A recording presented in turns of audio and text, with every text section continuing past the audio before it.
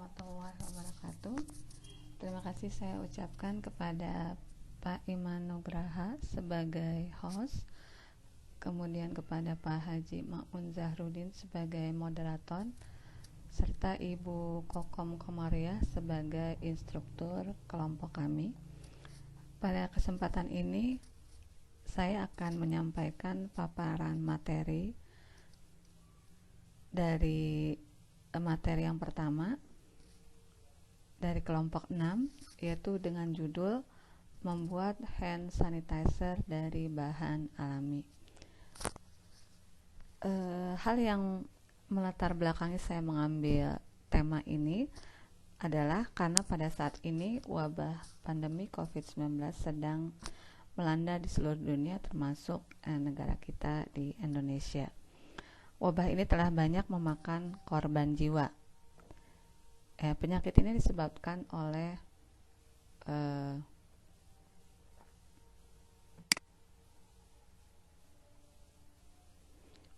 virus yang sama yang menyebabkan pada penyakit SARS atau MERS, yaitu virus SARS-CoV atau virus corona.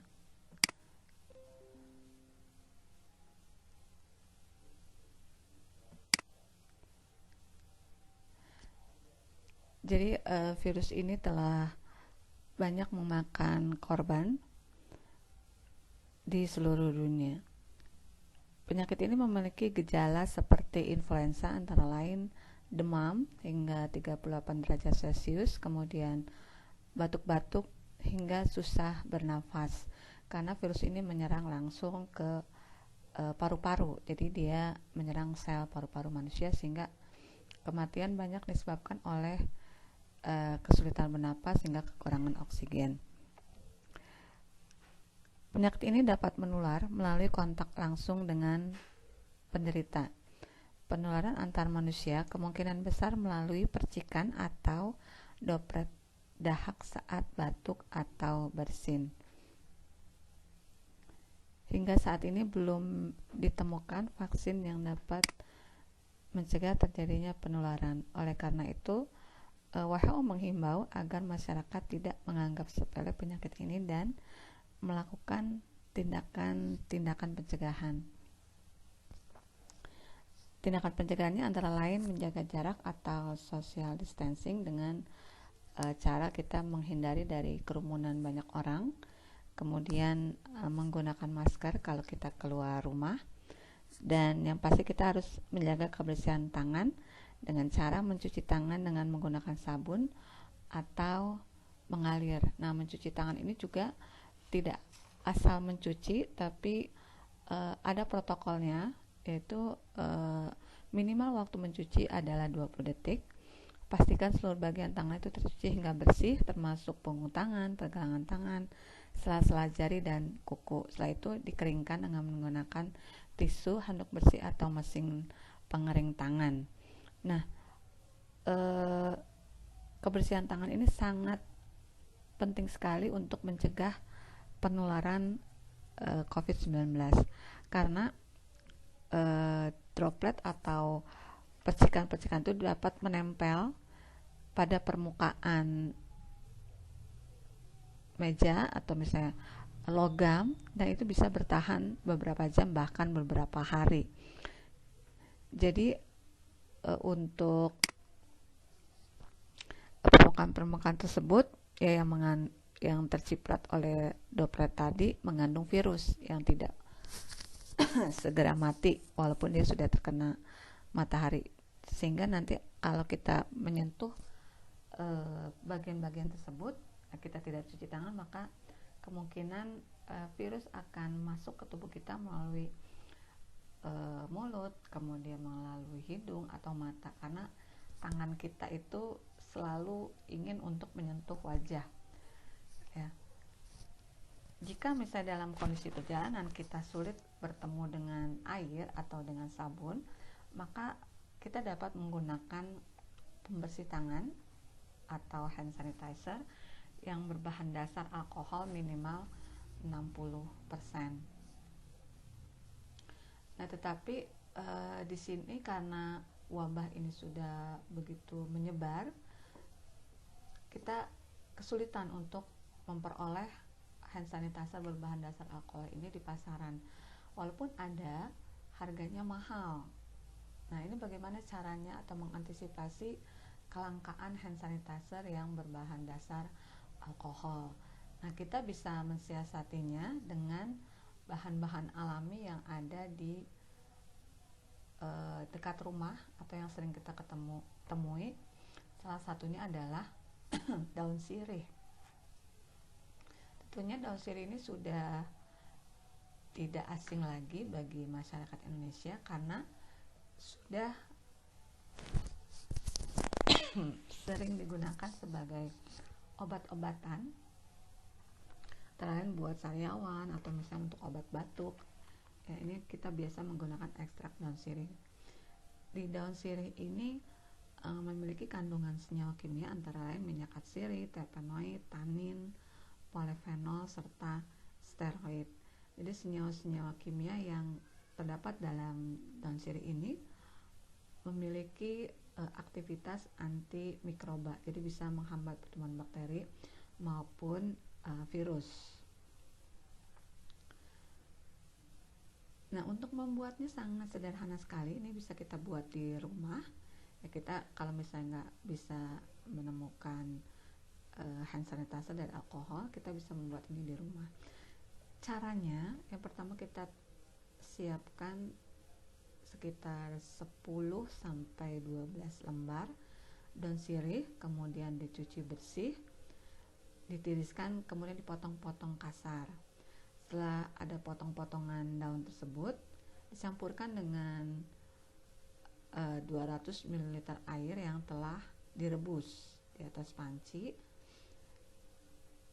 Dan panci ini jangan pakai panci aluminium, tapi gunakan panci stainless atau panci yang berasal dari keramik. Karena kalau aluminium itu akan terjadi reaksi antara si daun sirih dengan aluminiumnya, sehingga nanti akan menurunkan zat aktif dalam daun sirih tersebut.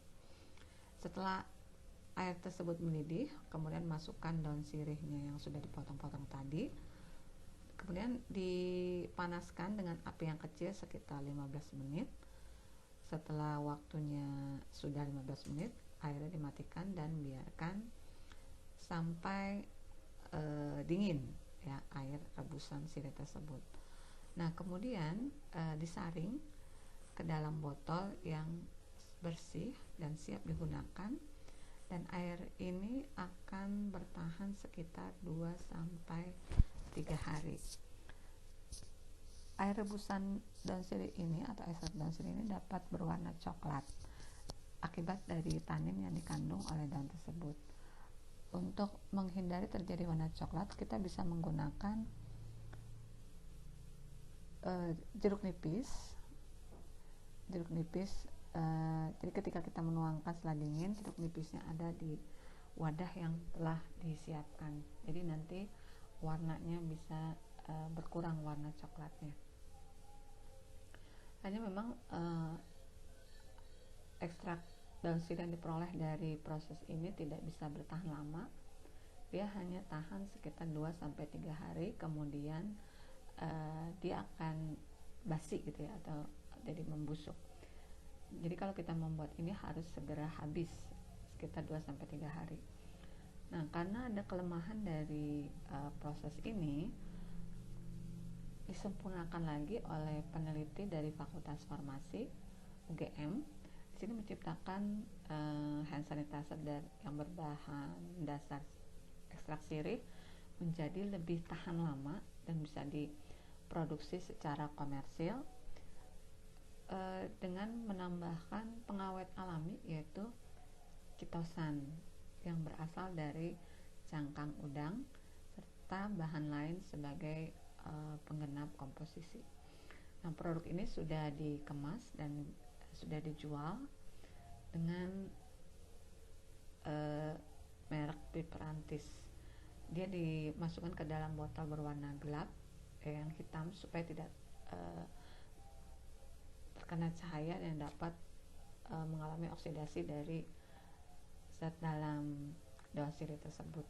Nah, kalau yang sudah ada pengawetnya maka dia bisa tahan lama.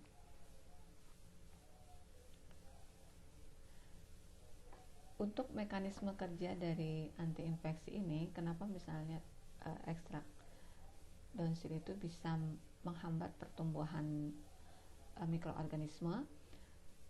Senyawa kimia yang terdapat dalam daun sirih, yaitu polifenol, itu dapat merusak susunan protein yang terdapat pada mikroorganisme. Virus itu disusun oleh RNA atau bisa juga disusun oleh DNA yang merupakan polimer dari asam amino atau penyusun protein. Sehingga fenol ini akan merusak susunan si protein yang ada dalam virus atau bakteri, sehingga mereka menjadi rusak dan mati virusnya. Begitu juga alkohol, ya, kemudian senyawa merkuri, kemudian senyawa peroksida, senyawa perak, amonium kuartener yang ada dalam deterjen itu bisa merusak protein yang terdapat pada mikroorganisme. Sehingga itulah mengapa kalau kita cuci tangan ya harus menggunakan sabun, atau kita membersihkan menggunakan hand sanitizer yang mengandung alkohol maupun desinfektan. Desinfektan juga yang kita kenal itu mengandung fenol, seperti dalam Lysol atau Wipol. Jadi bisa disimpulkan dari pemaparan ini, pentingnya kita mencuci tangan. Mungkin sebelum terjadinya wabah ini, cuci tangan adalah suatu hal yang diabaikan, yang sering kita abaikan karena kita tidak pernah merasa langsung terkena imbasnya ketika kita makan atau kita melakukan sesuatu tanpa cuci tangan terlebih dahulu. Kita sering misalnya di jalan, tangan kita masih kotor, kemudian kita beli makanan, kita langsung makan tanpa cuci tangan, tapi tidak terjadi penularan penyakit pada tubuh kita. Nah, karena adanya virus corona ini atau wabah COVID-19, ditekankan sekali untuk menjaga kebersihan tangan. Jadi yang paling efektif memang mencuci tangan dengan sabun dan air yang mengalir. Hand sanitizer digunakan hanya saat kita sedang di luar rumah dan tidak dapat menemukan air atau sabun. Jadi ini hanya sementara saja. Karena penggunaan hand sanitizer ini walaupun bisa mematikan mikroorganisme yang ada dalam permukaan telapak tangan, tapi masih ada sisa-sisa atau misalnya susunan protein yang menempel, yang mengkristal di permukaan tangan, ya. Jadi dia akan aktif kembali kalau dia masuk ke dalam inangnya. Jadi tetap kita harus, setelah menggunakan sanitizer, kita tetap harus mencuci tangan juga di rumah. Nah, untuk cuci tangan juga harus menggunakan sabun dan air yang mengalir minimal 20 detik. Dan inilah langkah yang paling efektif untuk membersihkan tangan dari bakteri dan virus dari lingkungan. Itu saja pemaparan dari saya mengenai membuat hand sanitizer dari bahan alami.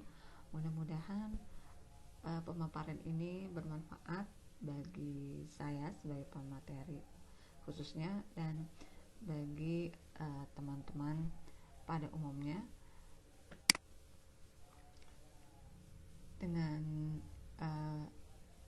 materi ini saya juga memberi pesan kepada teman-teman untuk selalu menjaga kebersihan tangan agar kita bisa terhindar dari wabah pandemi COVID-19 ini. Demikianlah pemaparan dari saya. Kurang lebihnya mohon maaf. Apabila ada kesalahan atau sanggahan, bisa disampaikan langsung ke saya sebagai materi. Ini hanya sharing pengalaman, bukan berarti saya menguasai materi ini dengan baik. Itu saja yang bisa saya sampaikan. Assalamualaikum warahmatullahi wabarakatuh.